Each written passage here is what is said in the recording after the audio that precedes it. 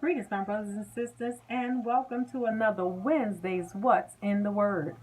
I thought I had concluded my five-part series Pushed, but God interrupted my plans and disrupted my schedule. I was reading an article and it got my attention because it talked about a plane that had landed, but it sat for approximately 2 hours.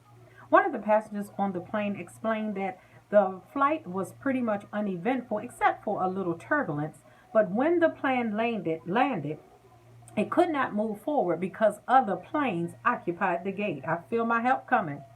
Today, I want to preach pushed into power. In 1 Samuel 16:13, you will find these words recorded. Saul took the horn of oil and anointed him in the midst of his brethren, and the Spirit of the Lord came upon David from that day forward. In 1 Samuel 16:19, the word of the Lord declares Saul sent messages to Jesse and said, "Send me your son David, who is with the sheep." In 1 Samuel 17:50, the Bible says, without a sword, David defeated and killed Goliath with a sling and a stone. In 1 Samuel 18:5, the Bible declares, whatever Saul asked David to do, David did it successfully. Saul made him a commander over the men of war, an appointment that was welcomed by the people and Saul's officers. In 1 Samuel 18:6, the Bible declares when David was returning from killing the Philistine, the women came out from all the cities of Israel to meet King Saul, singing and dancing with tambourines, with shouts of joy, and with three-string instruments. In 1 Samuel 18:7, the Bible records, this was their song. Saul has killed his thousands, and David his 10,000s.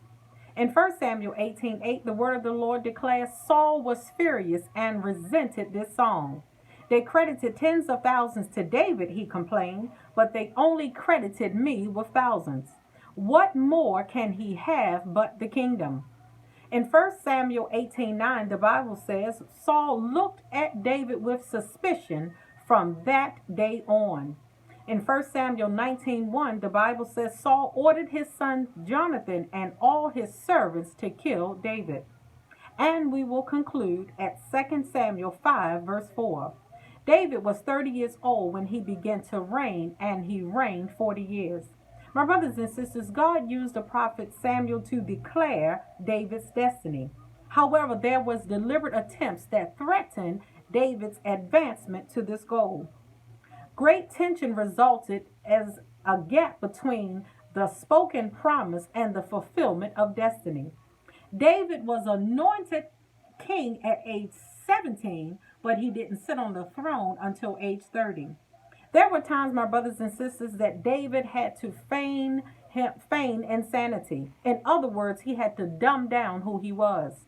There were times that David was hunted like a dog. My brothers and sisters, David existed under great stress and much duress. David shed many tears and felt a high level of despair. Nevertheless, through it all, David learned to handle crisis. David fought lions and tigers and bears, oh my. David learned to honor authority. David learned to love mercy. David learned to guard God's anointed. David learned to love his enemies. In the midst of this, David fought and killed Goliath.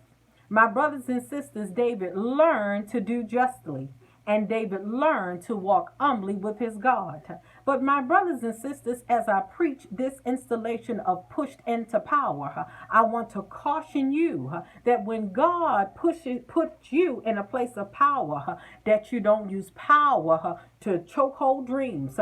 Don't use your power to taser hopes. Don't use power to bottleneck potential. Don't use power to shoot down aspirations. Don't use your power to handcuff ministries. Don't use power to taser vision. Don't use power to kneel on innovative ideas. Don't use your power to arrest the talents of others. And don't use power to threaten promotion. Don't use power to abuse gifts. And don't use power to tear down greatness. That's it. My brothers and sisters, when you're being pushed into power, it's not the power that God releases to you, it's how you use that power. It was great being with you today, and I look forward to meeting you next week for another Wednesday's What's in the Word.